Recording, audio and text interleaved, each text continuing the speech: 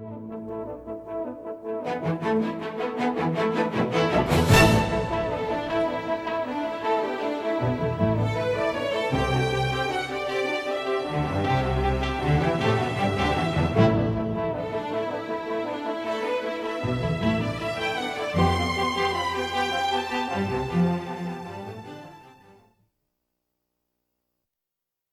today about the continuation of the story that we started yesterday.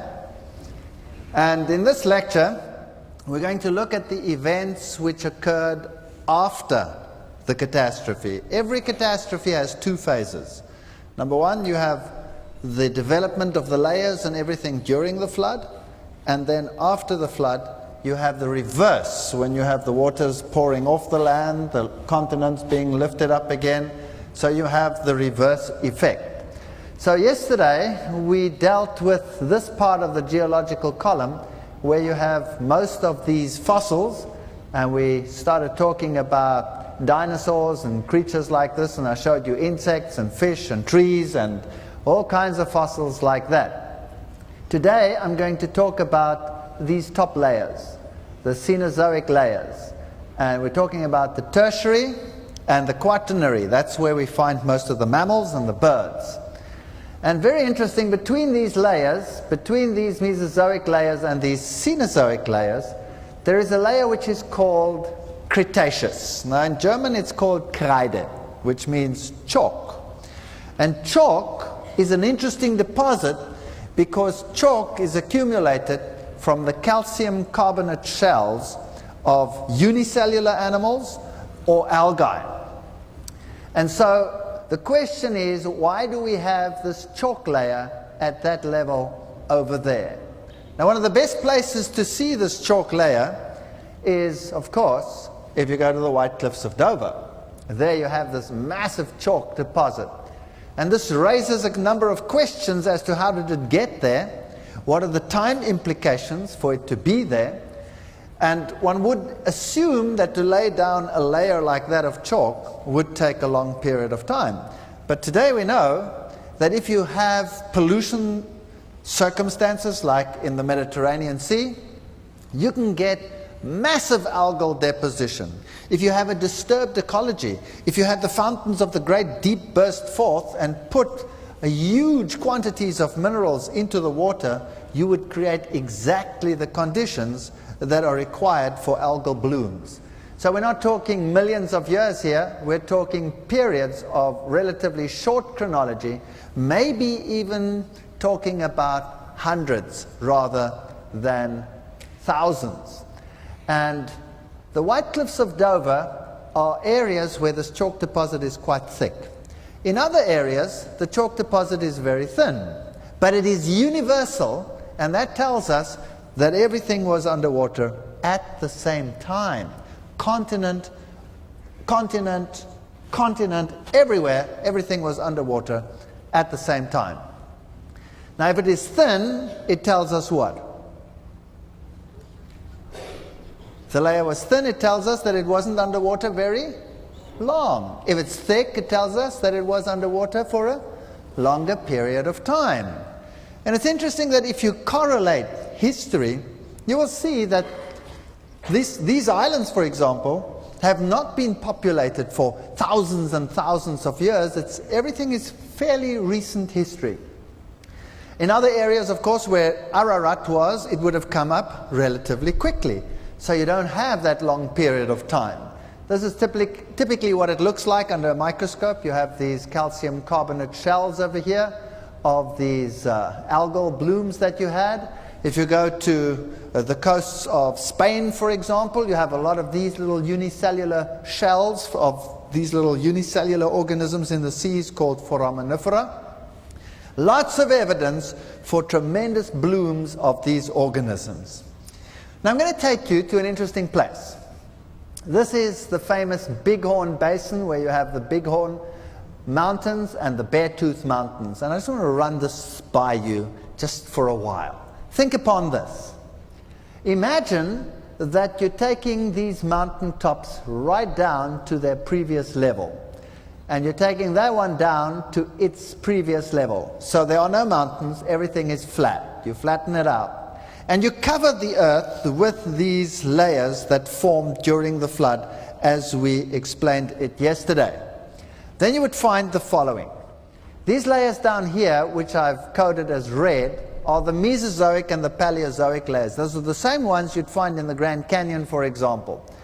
Here they are, and imagine that that is down at that level, and everything is flat, and they're covering the whole bit. Now, after the event, you have uplift. And so this Beartooth Mountain range gets lifted up. Up it goes. What happens to the water that's on top of it? It'll cascade down into the valley. Now, if you look at the layers along these mountain ranges and in this valley, you will see, interestingly, that they are folded up on the sides, like that. You see that? What does that tell you? It tells you that those layers were there when this mountain was uplifted. Is that right? And it tells you that they were soft, or else what would happen if they were solid sheets of rock? They would just break up into blocks, right? So they were soft when they were uplifted. And on the other side over here. But this side must have come up quite quickly because we have a fault here, which is called the Beartooth Fault, which is a tear in the earth. A tear. So it went up very quickly, and it moved these layers up, and this side also came up, but probably slightly slower, and you'll see the warp is not quite as great. Up it goes, and you have this basin then. Now, if you look at the green layers, what are they? Are they folded up on the sides, yes or no? So what does that tell you? That they weren't there when the mountain was uplifted, is that right? Why? Because else they would also have been folded up on the sides. Are you with me? Okay. So these layers are the young layers. And what are they covering up? Well, obviously, they are covering up whatever was floating on the top of these layers before they were formed. So I would like to suggest that these deposits are the deposits in the reverse of the flood. So when the mountain ranges and the continents came up and the water cascaded down into these valleys, it buried what was in those layers. So these layers actually are recycled material. And if you look up top there sits a mountain. And it's called Beartooth Butte. And it's a very strange little mountain because it is of the same rock material as those layers down there. Now, science has a problem because they say that all of this took how long? Millions and millions and millions of years. And the question is, why is that little mountain sitting up there? How did it get there? You see, if the age of this material is very old, like they say it is, because it's from this bottom material, they have a problem that it's now some 10,000 feet higher than the rest of its pals who are down there. How do you get it up there? Well, they have to develop means of getting that piece up there. And they use thrusting. So they push it uphill by forces, tectonic forces or whatever. They thrust it up there until it sits up there. Major problem. There's no evidence that it ever was thrusted. There are no push lines. There's no breakup. How do you get this whole mountain? There it is. It's a pretty neat little piece of rock sitting right over there. It looks like it's always been quite happy there, doesn't it? All right, so how did it get there? If I go back to that previous slide, let me suggest that these layers were covering everything. They were on the top there as well. If you take that down in your mind's eye, everything was covered. Now you're pushing it up. What happens to the water? It goes from left to right down into the valley. Is that right? And it goes from this side down into the valley. And before this was washed away, also, what happened? The water was gone. So it's a relic of the flood. That would explain it. All right, now these Cenozoic layers, these ones over here, are actually, if you go into the paleontology, burial sites They are graveyards. And this is something very hard to explain by the scientific fraternity. By the way, these mountains all get their name from that little peak over there, which is the Bear Tooth. And I thought that was quite cute, so I just put it there for fun. It's not important at all. All right, look at that. These are the tertiary deposits. Those layers in the top there, those young ones, and what do you see in them? You see them jam-packed with bone chips of mammals. So here was the scenario. The floodwaters covered the earth. There was huge quantity of floating debris, dead animals, bloated animals floating all over. Some of them floating quite long. Some of them, where it came up quickly, floating less time, and the burial was quite recent. In other areas where it came up later, they would have been quite decayed already. So I would assume that if you find something like this, bone chips of different animals, all broken up, that tells you something about catastrophism. But what does that tell you?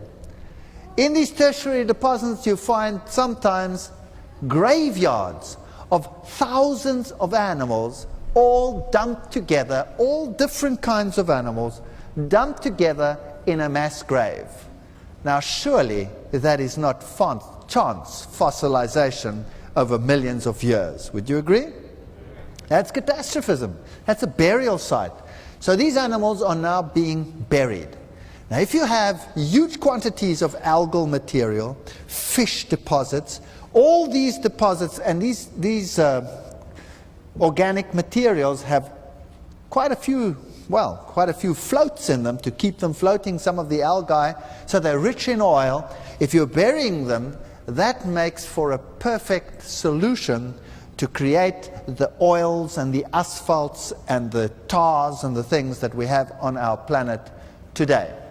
The tertiary, these young layers at the top are also, if you look at the mollusks in them, evidence for stream orientation. Can you see that they're lying in the same direction, just as the trees? So this is catastrophism. This isn't stability over millions of years with chance fossilization. You even get green leaves buried. Now, that is very strange, because this means that new plants were stripped and then buried. But the Bible has a solution to that as well. It talks about a great wind. So if you have a wet environment, and you have seeds in that environment, and the salt water drains, and the fresh water from rain comes on top of them, then that seed can germinate, even if it has been buried for more than a year, 2 years. It's like putting a seed in a granary. Because when you put a seed in a granary, you're keeping it dry. Putting it into seawater keeps it dry too, because the salt concentration outside is greater than the salt concentration inside, and by the laws of osmosis, that will withdraw the water from the seed, so the seed in seawater is perfectly dry. Basically, that's what it boils down to. Then you take it out, and you put fresh water on it, and it will germinate. So you could have had new growth coming very, very quickly. It just takes a few days for plants to sprout and to grow and to carry on and make grass coverings first, and the first shoots of olive trees and all these stuff. I have no problem with any of that. And then there was a period of drying, so you would have lots of burial of green material as well. That's what it looked like on Spirit Lake after St. Helens exploded. And you can see all the debris lying over there. Now imagine it mixed up with animals and floating creatures. If you go along the ancient coastlines of Europe, you will find that all the brown coal deposits are all along those ancient coastlines. That's a mass burial of a huge quantity of floating plant material. That's basically what it boils down to. We have evidence of a very wet world. These young deposits at the top are full of algal deposits, like algal fossil beds, like you have them over there. There are water ferns. There are mangrove swamp ferns, little fish. So you would have lots of post-catastrophic catastrophes. So a lot of the lifting of the continent would cause inland seas to break up and lakes to form and to break open with the movement. So you'd have lots of little catastrophes taking place. Here are some dragonfly nests fossilized in that area, and some beautiful insect deposits as well. And we know something about the temperature. If you go to Europe, you will find fossils like this in Europe. Here is the beechwood, and there is the fossil leaf. There's the living form. And here you have the certain butterflies. If they're in the fossil, they say it's a different species, but it's exactly the same as the thing that lives today. And here you have Persian ironwood. And there's the fossil, and there's the living one. So these are in these top layers. So this early growth that you had was such that Persian ironwood was perfectly happy in Europe. That means that the temperature there was much higher than it is today, because this plant cannot grow there today. It needs a very hot environment. Now, where do we get the heat from? Well, let me put it to you this way. After the flood waters came and the fountains of the great deep burst forth, some of those subterranean waters are at very high temperatures. 360 degrees are the thermal vents of today. Because of the high pressure of the oceans, they have this high temperature, and they come out from under the ground at very high temperatures. Now mix the fountains with the waters above that rain down. What would that do in terms of ocean temperature? Would you imagine that we could have had warm ocean temperatures? What do warm oceans do to the climate? They make the climate warm. So you have very warm, wet environments. Now that is perfect for regeneration. So the whole world, post-flood, must have been tropical. Warm oceans, lots of evaporation, lots of moisture, and the warm oceans tell us that there was no ice, there were no ice ages, none of that existed. Evidence for ice ages other than the one ice age at the end could just as well have been turbidite activity, because they measure it on stones being dragged along, but a turbidite and a mud flow will drag stones just as well as ice. So the only real evidence is for one ice age and no more. And we'll talk about that in a second as well.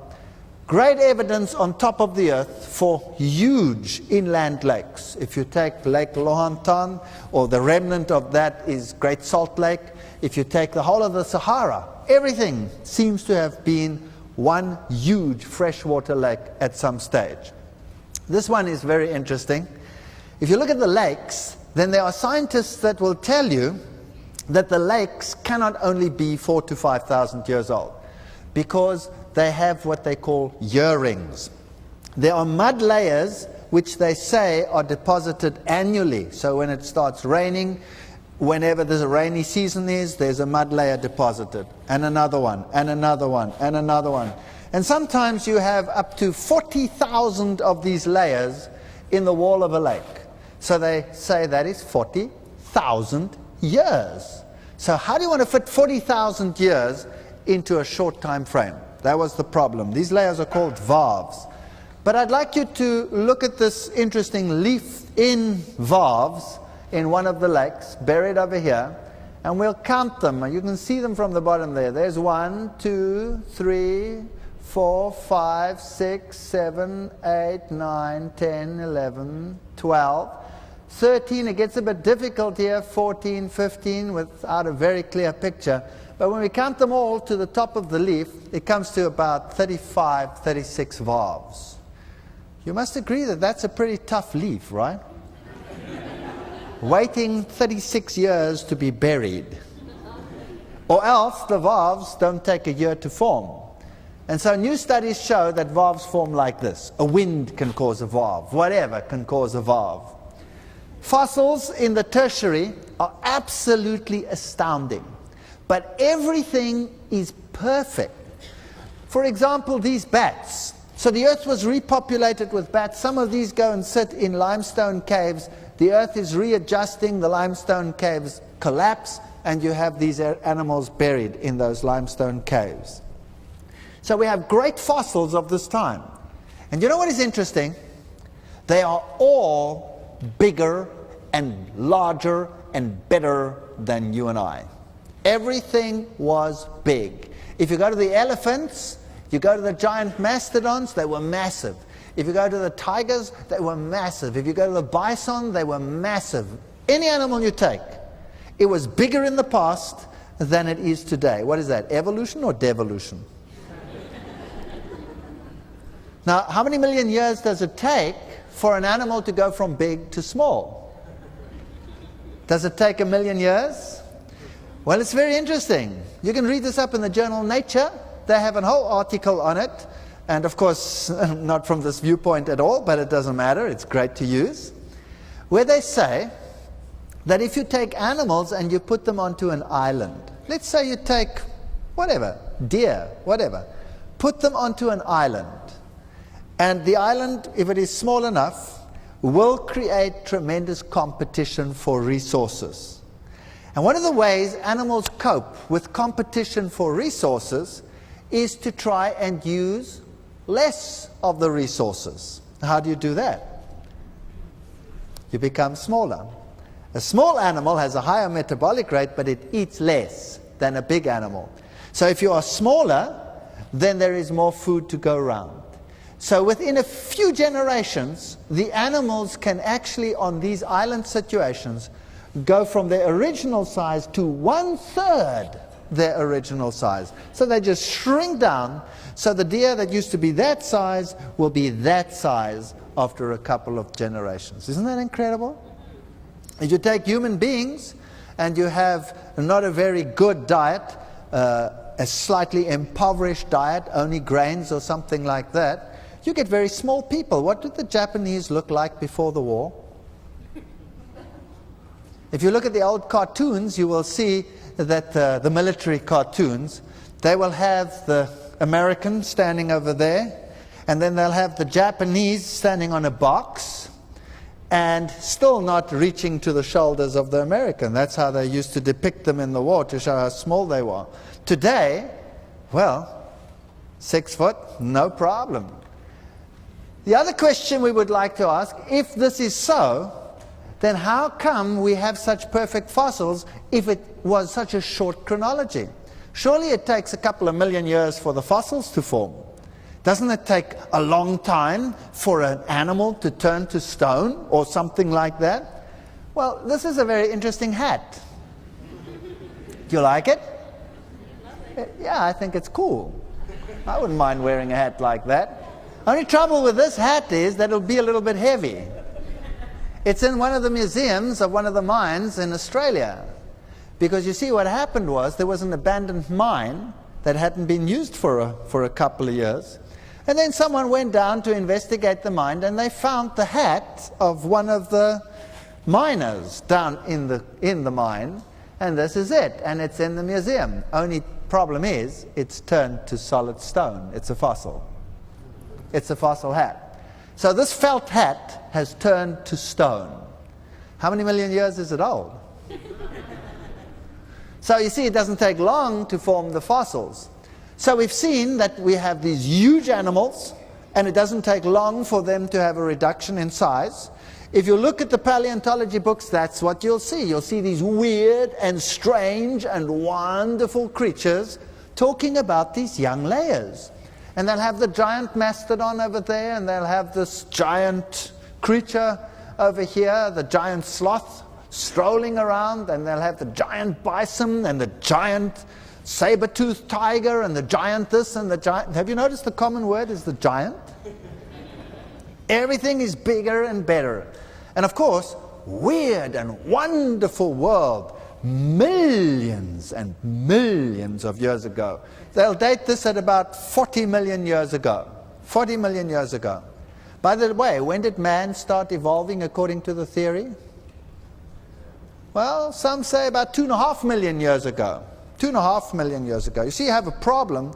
If you start with 2 people and you use today's growth rate, which is about 1.87%, and you start with just 2 people, how long before you have today's population? 1,200 years.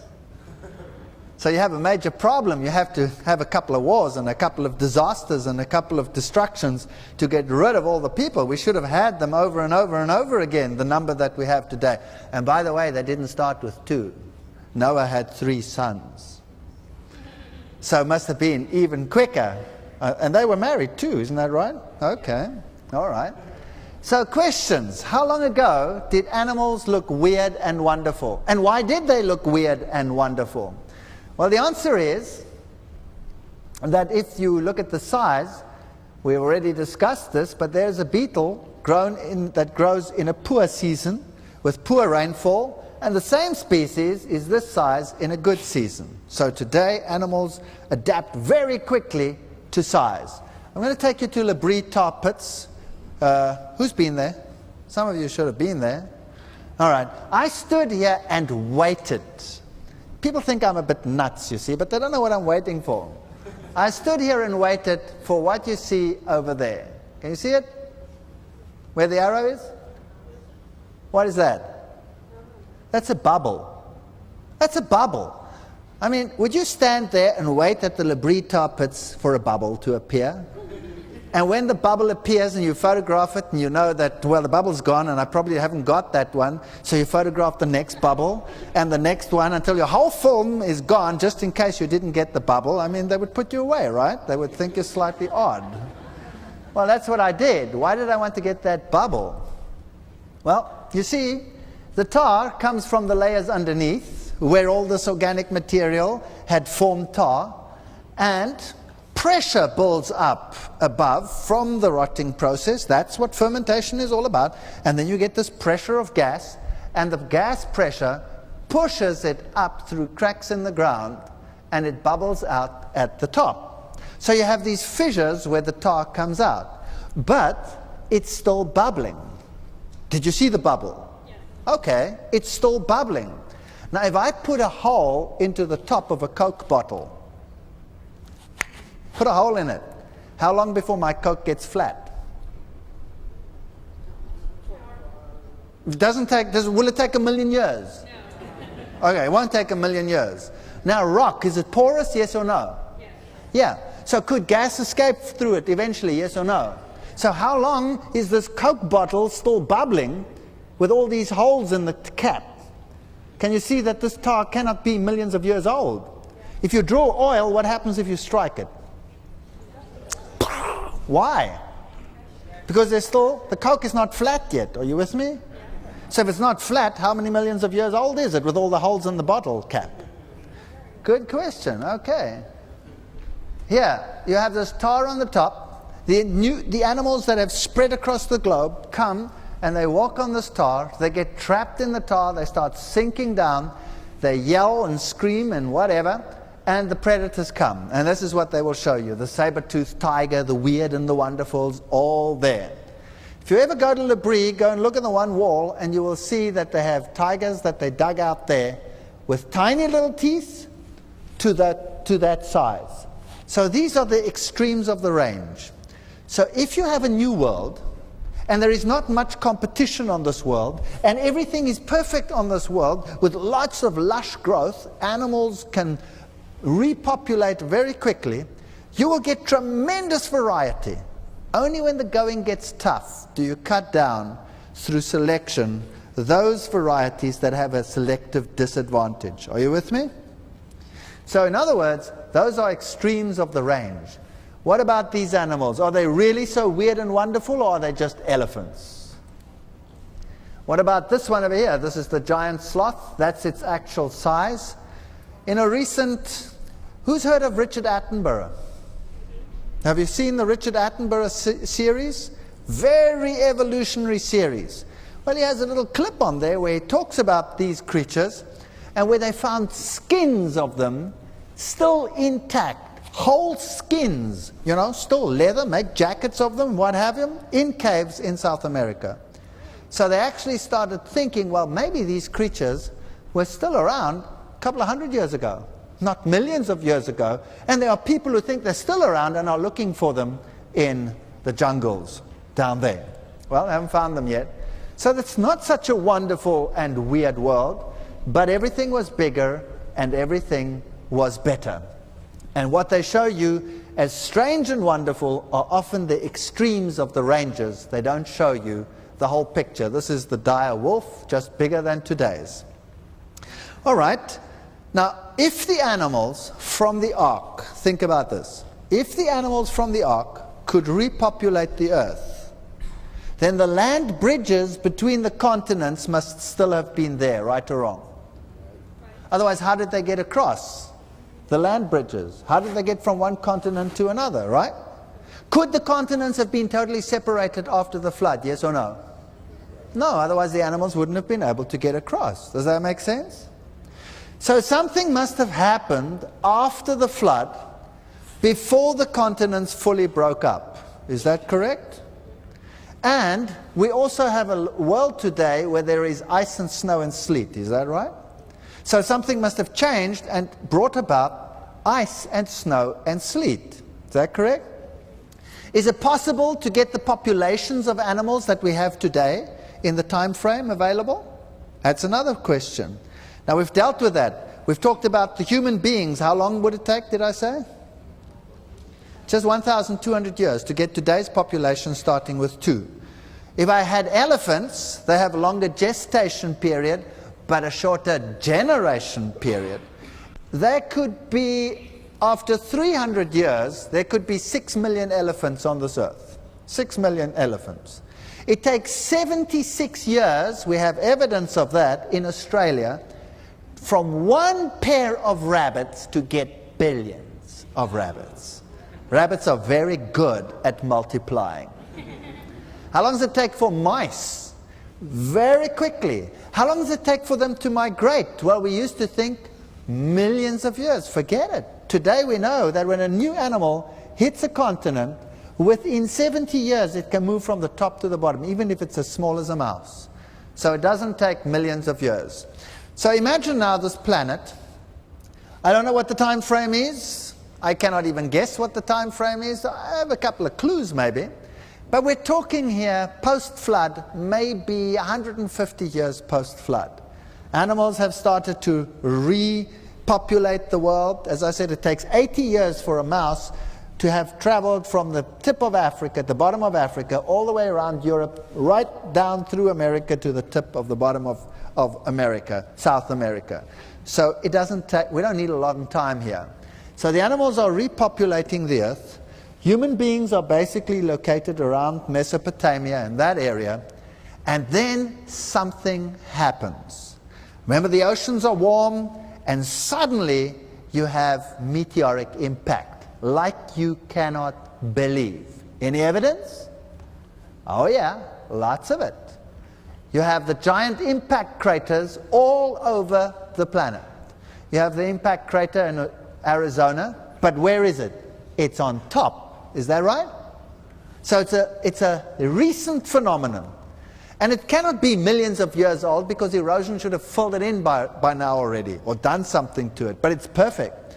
You have the giant impact craters along all the break lines of Africa. You have the impact craters along Namibia. You have the impact craters all around Siberia. In fact, the entire basin of the Siberian area is probably a huge impact crater. In fact, all of these areas would suddenly break up. And what would that result in? Well, let's say the continent was a supercontinent before the flood, and then it started breaking up, and then the impact craters came, and then everything broke up and spread apart. Then continental drift must have been quite a recent phenomenon. And if you look at the maps of the world, especially if you go along the, not the coastline, but the subterranean, the sub-water coastline, the continents fit like a puzzle. And if you look over here, the mid-Atlantic ridge, you have all this huge volcanic activity. If you go around the Ring of Fire, you have huge volcanic activity. So all of a sudden, boom, thousands of volcanoes go off at the same time. Now, one volcano, Mount St. Helens, and that was a Mickey Mouse volcano. Although it was in America, it was a Mickey Mouse. Well, Mickey Mouse also comes from America, so it doesn't really matter, right? It dropped the world's temperature by 1 degree centigrade. Krakatoa was 4 times as powerful, dropped the world temperature by 4 degrees centigrade. Now what would thousands of volcanoes going off at the same time do?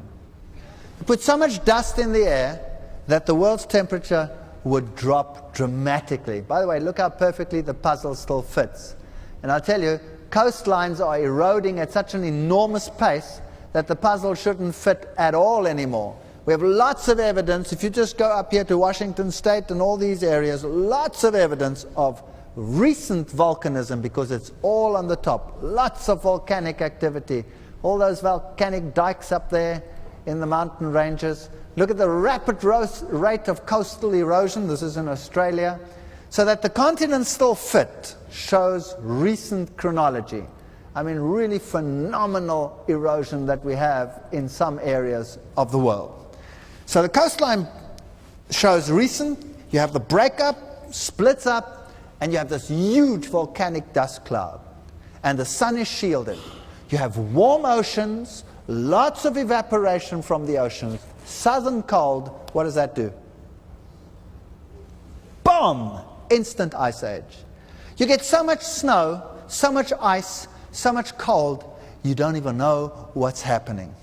And the interesting thing is, with this rapid evaporation from the warm oceans, you would get glaciers coming in onto the land. But what about the coastlines?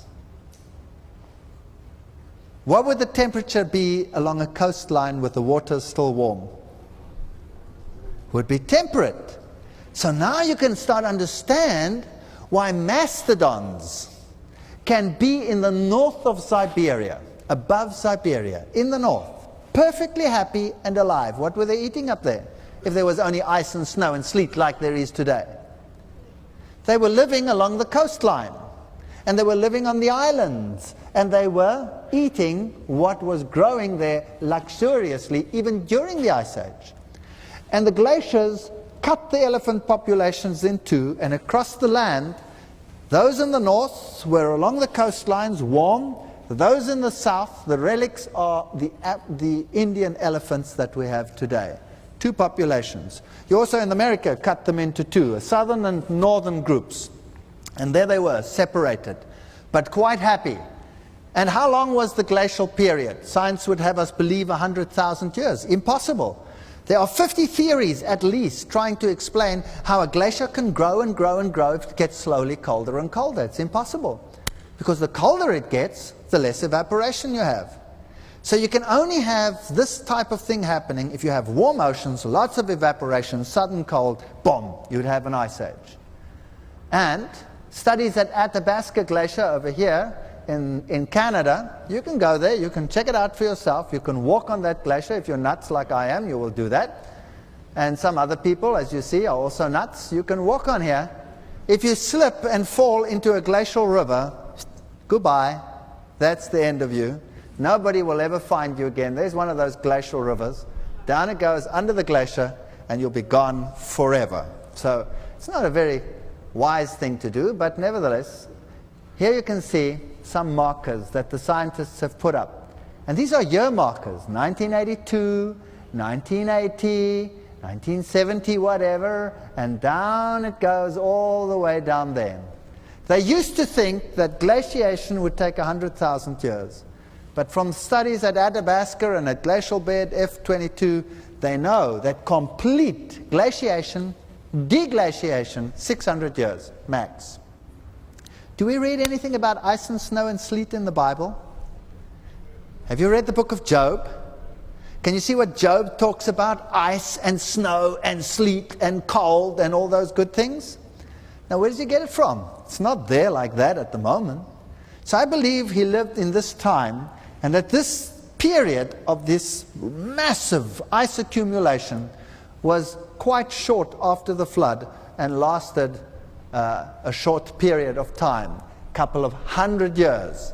And we know that glacial valleys are U-shaped. Can you see them? So this has been cut out by a glacier. Water valleys are what? Do you remember? Ah, what a great class. I'm proud of you. All right, here's some nice glacial rivers, glacial lakes. You can see everything is U-shaped, cut out by the glaciers. Then you can have post-glaciation catastrophe, like here at Columbia Dry Falls. what is happening over here is quite interesting, because for long periods of time scientists said this also took millions of years, but now they have to admit, and this is their own placard, Story of Dry Falls, and it says over here, they bear stark witness to the tremendous power of catastrophic floods that swept over eastern Washington at the end of the last ice age. Of course, they got the time wrong over there, 20 million years, but never mind that. They're at least admitting to catastrophism. So you had this glacier cut off a lake, and when the glacier started receding and broke open under the pressure of the water, you have this huge body of water cut out this tremendous dry fall area, and then the glacial water was gone, and the problem was solved. All right, so these mastodons lived in the north, cut off from the south, not millions of years ago, but relatively recently. Now, because they were so big, and because they were so woolly, scientists put their age at something like 40 million years ago that they roamed the earth. And then, oops, they found spears in them. Oops. Recalculate. So they have them living closer to the dawn of man, which they put at how many million years ago? At about 2.5 million years ago. And so they have man down there at the bottom with his spear hunting the woolly mammoth. If you go to the caves of the world, if you go to France, what is that on the cave wall? That's a woolly mammoth. Now you know what? Caves are supposed to drip and cover up and grow and cover, yes or no? And in millions of years, everything that was drawn against the wall should be covered up or eradicated, right or wrong. These drawings are perfect, absolutely perfect. In fact, in Africa, where these millions of years old cave drawings in the whatever, the deserts of the world, you find them against the walls, having been there for millions of years, but in the last 100 years since they have been discovered, they're disappearing so quickly that they're now all protected. Isn't that strange? How did they survive so long if they're disappearing so quickly? So man and these animals were contemporaneous. What is more, they're taking them out over there, out of the ice, and they made steaks of them, fed them to the dogs. Human beings ate the flesh of mastodons. And I wondered to myself, 40 million year old steak and still edible? By the way, the humans got slight diarrhea. That was it. That was the only problem. The dogs didn't bother at all. They asked for more. So how did it happen that these animals got buried in ice? There they were in the north, beautifully walking around these warm oceans. By the way, we know the oceans were warm and that the glaciers were there. Have you heard of disharmonious fossil assemblages? That's when animals are together that shouldn't be together. That's a disharmony, right? So in England, you will find fossils of reindeer with hippopotamus together. Does that make any sense? None whatsoever. And crocodile. So the glaciers were pushing the reindeer south, but it was warm enough along the oceans for hippopotami and crocodiles to live together. Now, when the ice melts after the ice age, and we saw how quickly glaciers recede, so it doesn't take millions of years, suddenly you have an exponential ice melt. And you have huge bodies of cold, fresh water flowing out onto the ocean. And this water is less dense than seawater. Does that make sense to you? Fresh water is less dense than seawater. So it makes a layer on top. And then at night it gets cold, and what happens to that water? It freezes. So when the ice of the glaciers started melting, that's when the big freeze in the north took place. And instantly, those oceans that had preserved life up there formed an ice layer over the top, and they were frozen over. These animals suddenly were cut off virtually in a short period of time from their food source. Everything froze over with a melt, not with a forming, with a melt stage. And so They had to move from place to place. And everything was ice, and they were heavy, so they would crash in and they'd get buried in the ice. And that is why they are there. But how many millions of years can they be old if you can still eat the flesh? And there is an embryo of one of them, perfectly preserved. They are not as old as we would have them believe. So we see how science changes its mind. 40 million years, boom! Just cut those millions out and put them contemporaneous with man to fit in with the new facts. Time and again, we are confronted with this issue of the evolution of man. Here's an old-time magazine. Its title is How Man Began. Here is a newer time magazine. Its title is How Man Began. And every time you have these ape-like creatures over there. And I'd like you to look at this so-called ancestor. Can you see all the scratch marks on his face? And all the blood and smeared all over his face. Now why? Why did they put that image up there? See, it's the mindset. It's not unfair. This is their mindset. This is how they think. This is how I used to think. Obviously, in the past, everything was primitive and less advanced than it is today. Is that right? So they were fighting and clawing and scratching and eking out a living by whacking each other over the head and living that way. So they were vicious, primitive creatures. That's what the world believes. And out of that, you must go to something advanced. Let's have a look at some of the evidence. No scientist says that man evolved from the apes. We used to ridicule creation scientists because they used to use this as a frame, as a forum. We didn't come from the apes. No scientist says that. The apes and man are common descendants of a common ancestor. Are you with me?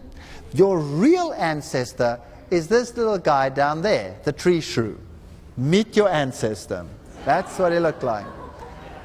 And he changed over time, and his eyes, instead of being on the side, moved to the front, like this creature up there, this primate, where the eyes are in the front, apparently to judge distance better. Although this guy never makes a mistake when he jumps, somehow they think that is what happened. And then the brain developed, and that's when the primates started developing.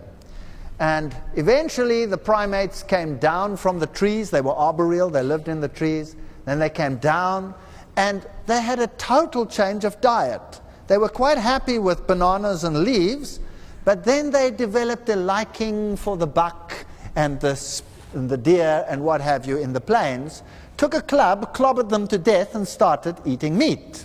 So they say. So there was a change in diet. And the theory, the popular theory is that man has his cradle in Africa, and this is called the out of Africa theory, and spread to the rest this way. On the other hand, also in the very same textbooks, you will find what is called the multi-regional hypothesis, that man sort of developed contemporaneously with some of the others and didn't really have a particular cradle. So the evidence is obviously confusing enough to say, now hang on a second, did he come out of here? Did he come out of Asia? And all kinds of arguments surrounding this issue. Let's have a look at some of the evidence. Firstly, get it into your minds that man did not evolve from the apes. The apes and man are end products of some unknown previous ancestor. Are you with me? All the fossils that they use to show the lineage of man were also contemporaneous with man. Are you with me? So there's no such thing as any fossil that they are using as an example of one that existed before man existed. They are all contemporaneous. So they know that they're not on the line, but they're using them as an example. They're saying, I know that this creature lived at the same time as man, but he has possible features common to the common ancestor. That's very, very important that we realize that. So the old world monkeys, the new world monkeys, man were there at the same time. Remember that yesterday we saw that all the creatures were basically, all the phyla were there from the beginning. Another point is, creatures like Australopithecus, the in-between ones, they were also contemporaneous with man. Now let's get to the story. Some will say this is a primitive primate. Why? Because it looks primitive. That's the only basic thing. And this is an advanced primate. Why? Because it looks more like man. This is not a criterion. Or this is an advanced primate, the orangutan. But the ape-like ones and the man-like ones were contemporaneous. They lived at the same time. Yet, we are to believe that you went from the haunched gait to the upright gait. And somehow, in that, freed the hands, and this made for greater intelligence, and what have you. Now let's have a look at what the various groups say. This is Louis Leakey over here. He's of course dead now, but his whole protege are the ones that are carrying on with this work. Their ancestor is this one over there. Australopithecus is the one. Australopithecus, pithecus means ape. So this is an ape. But they say that this ape, although he lived together with modern man already, has features that were probably in between sort of the really modern apes and man.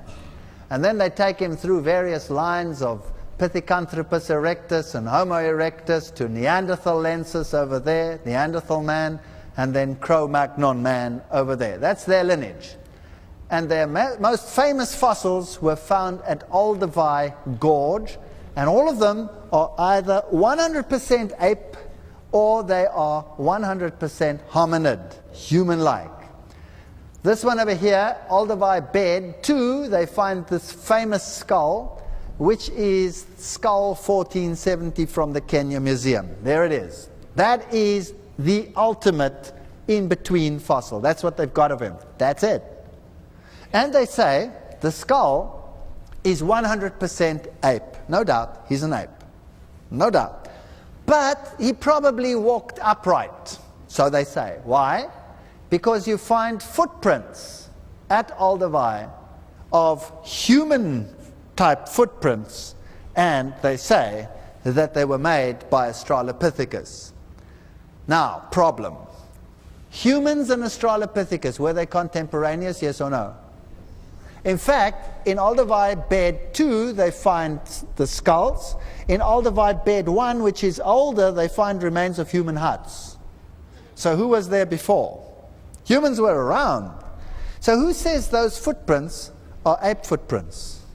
Who says they're not human footprints? In fact, they have all the features of human footprints. In fact, they are human footprints, but they want them to be something else. And there is no other complete fossil to make it anything else. So there are many scientists who are saying Australopithecus is just another ape. By the way, they have different species of Australopithecus. You get very sophisticated. You have Australopithecus robustus, which means the robust one, the tough one. He had a ridge on the top. Then you have Australopithecus africanus, the one who comes from Africa. Then you have Australopithecus afarensis, the one who comes from far. And they're all different species. Did you know that male gorillas have a ridge and female gorillas don't have a prominent ridge? Does that make them two species? But when you find them in the fossils, it certainly does make them two species. Well, this is Johansen. Johansen is the next one to bring evidence for the Australopithecine line, but he has another source. His most famous fossil is this one over here. She's called Lucy. You've all heard of Lucy? Lucy is no beaut, as you see, but anyway, she is the ancestor type, according to him, but contemporaneous with man already. Have you all got that? Okay. Now this is his fossil.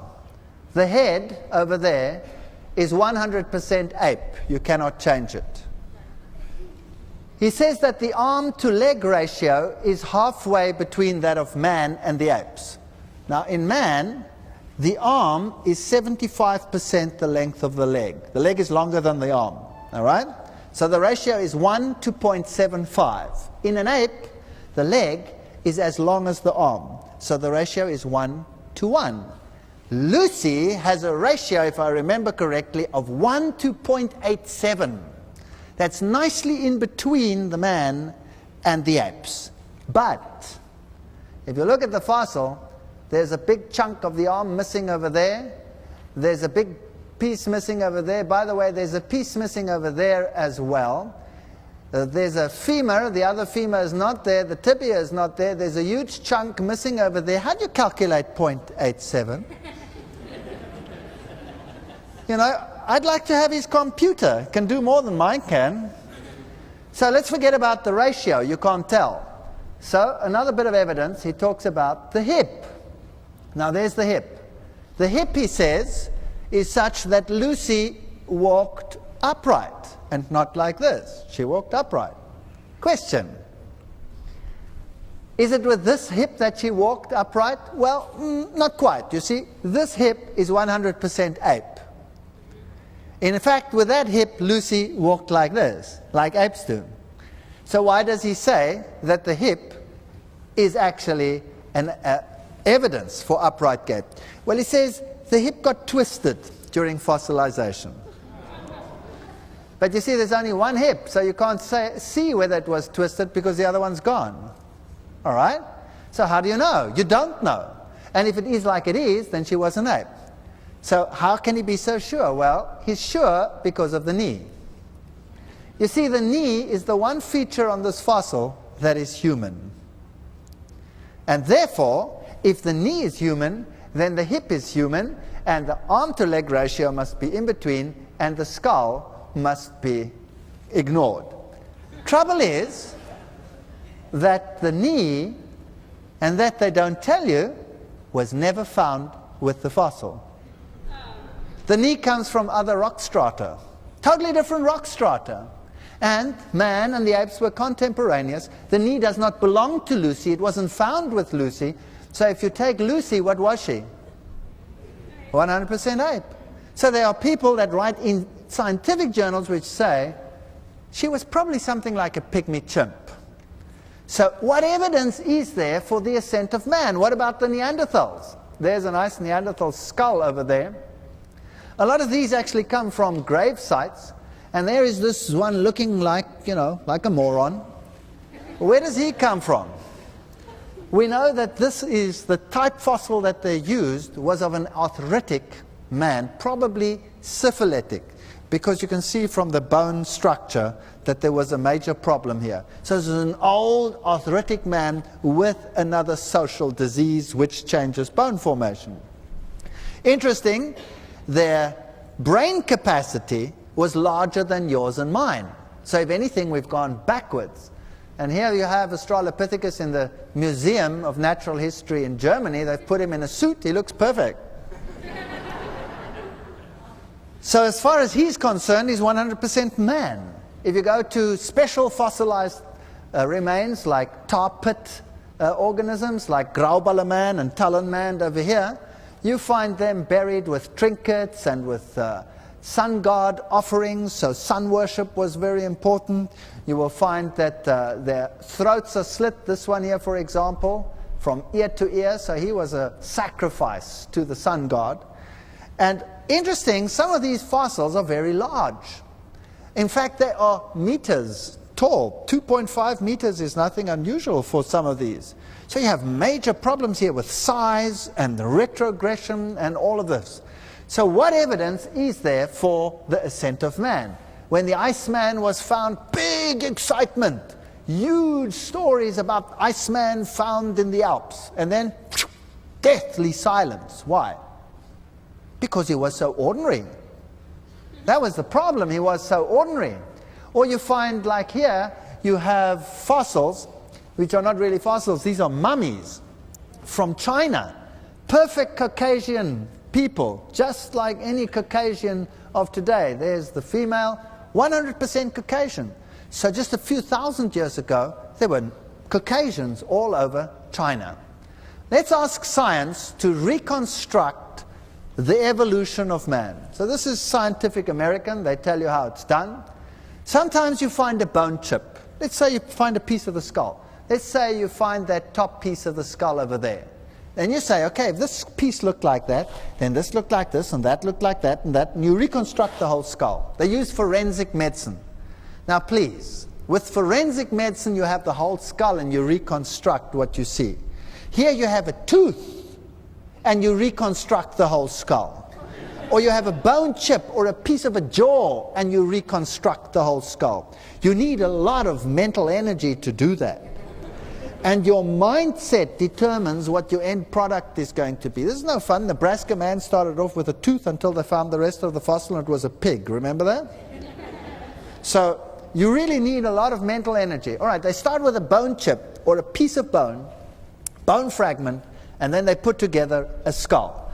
Then they put on the flesh, and you have something like this. And then they put on the skin.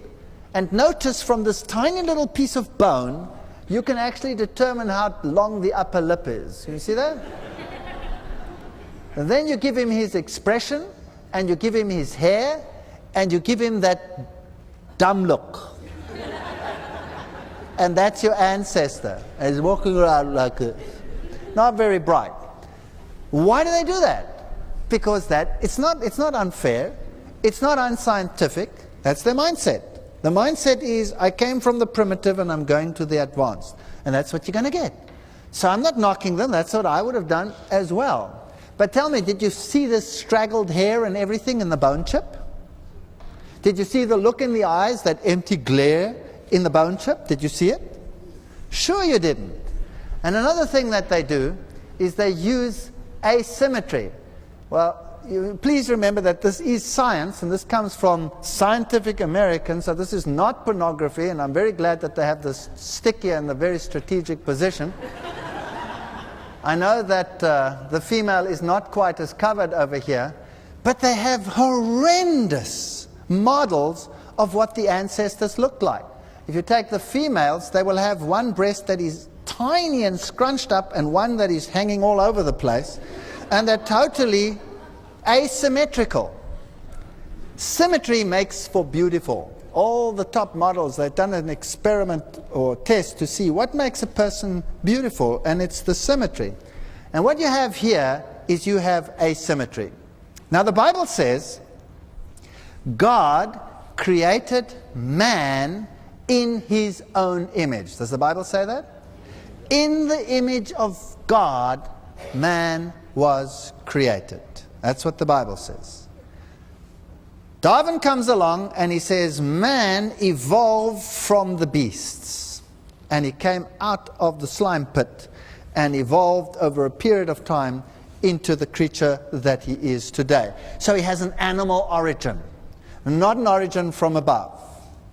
Then comes Marx, Karl Marx. Karl Marx says, well, Darwin says we come from the animal. What is it that governs man? He was a great fan of Charles Darwin. Great fan. He says what governs man and the driving force that he has is his stomach. And to fill the stomach is the main purpose of any organism, because that's what it takes to survive. So economic driving forces for resources is what drives man, and whatever it takes, he will do it to gain it. So the stomach governs the man. Well, then comes Freud, and he finds the driving force a little bit lower down than the stomach. And he says what drives man is his sexuality. Everything is geared by his drive for reproduction and offspring. And that is what determines man.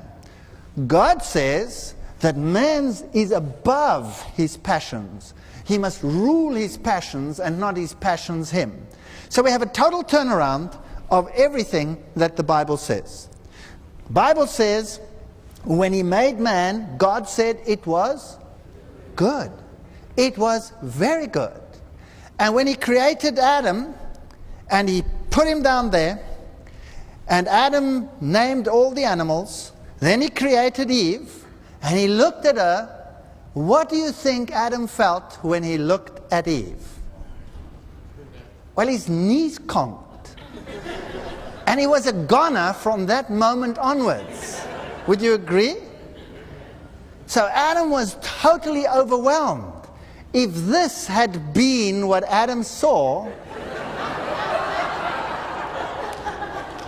the sin problem would not have been a problem. Adam would still be running and he couldn't care what Eve did anyway, right? So we have a great controversy here. Either we had this noble origin, or we had this lowly origin. The one comes from above, the other comes from below. 2 Peter chapter 3 verse 3 says, knowing this first, that there shall come in the last days scoffers, walking after their own lusts and saying, where is this promise of his coming? Ever since our fathers fell asleep, all things continue as they were from the beginning of creation. Everything continues as it was always. That's the law of uniformitarian thinking. The past must be explained by the present. For this they are willingly ignorant of. Now let's see what they don't want. That by the word of God the heavens were of old, and the earth standing out of the water, and of the water, and in the water. So the creation account will be negated. They will be willingly ignorant that God created. Whereby the world that then was being overflowed with water perished. What else will they deny? A worldwide flood. Does science do that? Science does all of these things. They deny creation. They deny a worldwide catastrophe. Why? But the heavens and the earth which are now, by the same word, are kept in store, reserved unto fire against the day of judgment and perdition of ungodly men. The flood was God's judgment. Is that correct? Yes. On a sinful world. And God says there will come a final judgment which won't be by water, but will be by fire.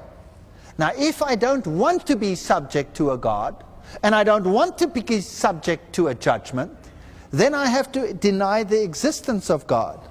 And if God has left so much evidence for a previous judgment, which would enforce a subsequent judgment, then people might come to their senses.